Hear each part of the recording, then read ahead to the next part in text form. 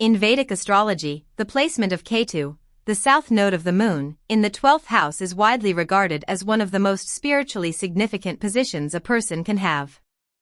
Often referred to as the house of loss, liberation, and the unconscious, the 12th house serves as the final gateway of the zodiac. When Ketu, the planet of detachment, past life mastery, and spiritual vacuum, resides here, the individual is often born with a soul-deep exhaustion regarding the material world. The spiritual signature, Kaivalya and Moksha. Ketu is the Karaka, significator, of Moksha, or final liberation from the cycle of rebirth. The 12th house is the natural home of Pisces and the realm of the subconscious. Together, they create a double void effect. People with this placement often feel like they are in this world, but not of it. There is an inherent sense that the physical reality around them is an illusion or a temporary stopping point. Unlike other placements that seek power or validation, Ketu in the 12th seeks dissolution. The individual may possess an uncanny ability to enter deep states of meditation or may experience vivid, prophetic dreams. Their connection to the astral plane is thin, allowing them to tap into collective consciousness with ease, though this can sometimes lead to a feeling of being ungrounded or mentally scattered. The psychology of detachment and solitude. While others might fear loneliness, those with Ketu in the 12th house often crave it. Solitude is their recharging station. However, this isn't always a peaceful choice. It often stems from a past life residue where the individual may have been a monk, an ascetic, or someone who was forced into isolation. In a modern context, this can manifest as a lone wolf mentality. The native may struggle with the mundane responsibilities of the 6th house, the house of daily chores, debt, and enemies, which is where Rahu, the north node, resides. While Rahu pushes them to deal with the grit of daily life, Ketu pulls them toward the sanctuary of their own mind. This can lead to a tendency to avoid conflict or ignore practical health issues until they become unavoidable. Material loss and hidden expenses. The 12th house is traditionally the house of expenditures. Ketu's presence here suggests that wealth may leak away in unpredictable ways. The individual might find themselves spending money on spiritual retreats, charities, or sudden unforeseen costs. Crucially, Ketu represents what we have already mastered in previous incarnations. Therefore, the native may feel a strange indifference toward accumulating vast wealth. They might achieve success, but they rarely feel possessed by their possessions. There is a hole-in-the-pocket energy here, but it is often balanced by a strange kind of divine protection, where resources appear just when they are truly needed, provided the individual isn't chasing them out of ego. The shadow side, escapism and hidden enemies. Every astrological placement has its challenges.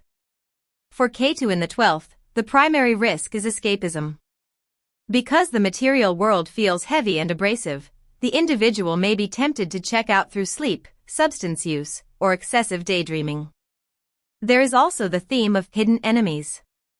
However, with Ketu, these enemies are often internal, self-sabotaging patterns or subconscious fears that are difficult to pin down.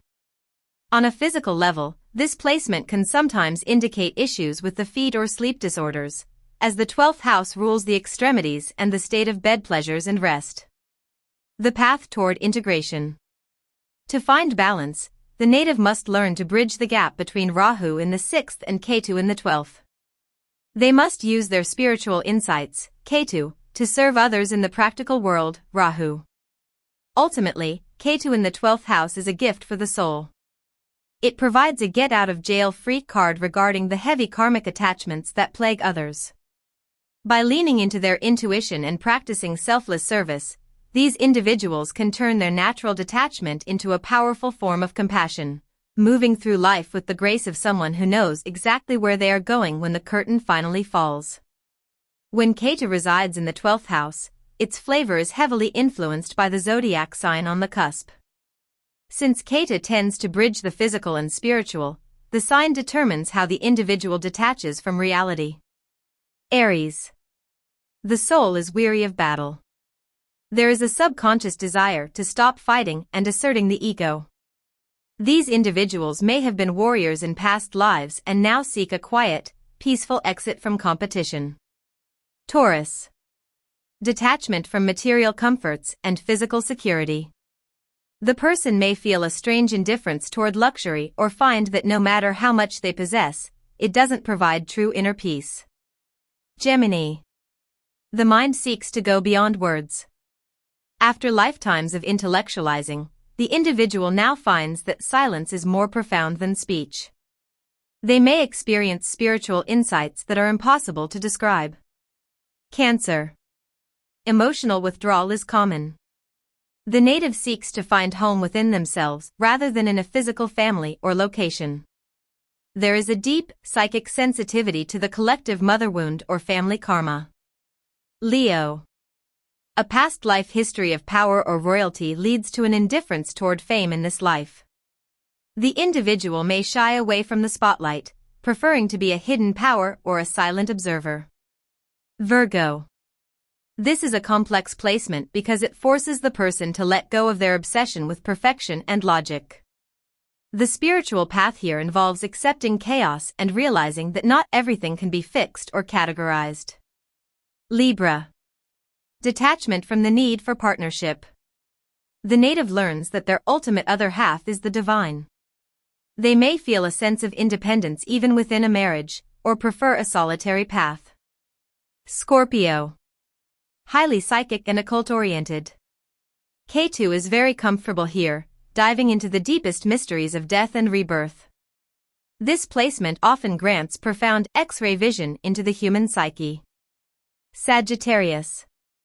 The ultimate placement for the seeker.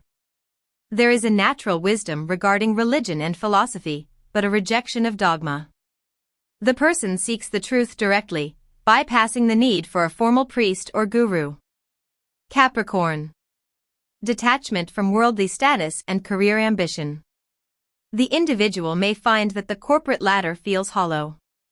They often work behind the scenes or find success in unseen or isolated industries. Aquarius. The soul is tired of social causes and group dynamics.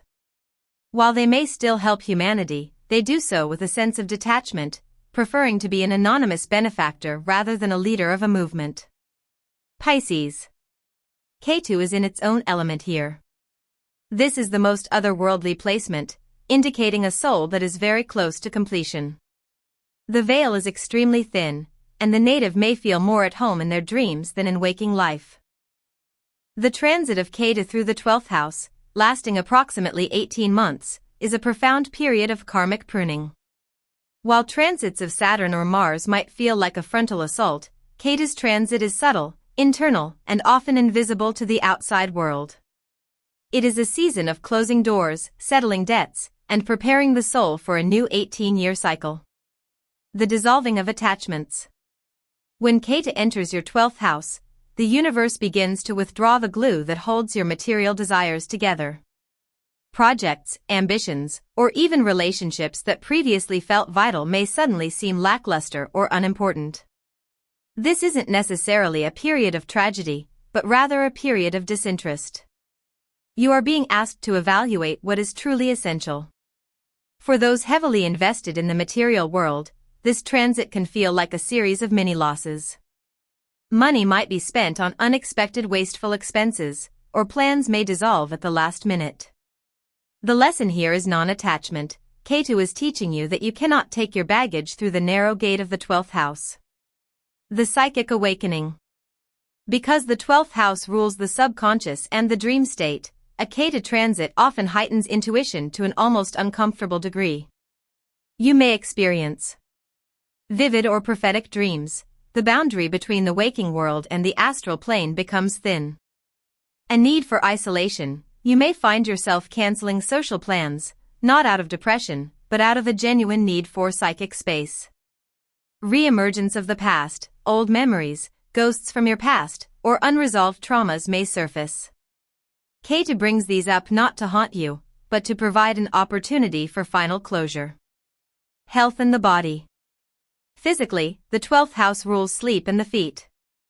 During this transit, many people experience Ketu-induced insomnia, a state where the mind is too active with spiritual or subconscious downloads to rest. There can also be a sense of physical lethargy, as your energy is being pulled inward to do spiritual work. You may have less prana available for external exercise or heavy labor. It is a time to prioritize restorative practices like yoga nidra or meditation. Foreign lands and wandering. The 12th house is also the house of distant lands and places of confinement, hospitals, ashrams, or retreats. This transit often triggers a desire to travel, not for sightseeing, but for pilgrimage. You might find yourself visiting a foreign country and feeling a strange, inexplicable sense of déjà vu, as if you are returning to a place your soul once knew. Summary of the transit. Ultimately, the Ketu transit in the 12th house is a spiritual detox. It clears the clutter of the subconscious. By the time Ketu finishes its journey through this house and crosses your ascendant, the first house, you will likely feel lighter, more introspective, and significantly less burdened by the opinions and expectations of the world. It is the quiet before a new birth. Subscribe, like, and share.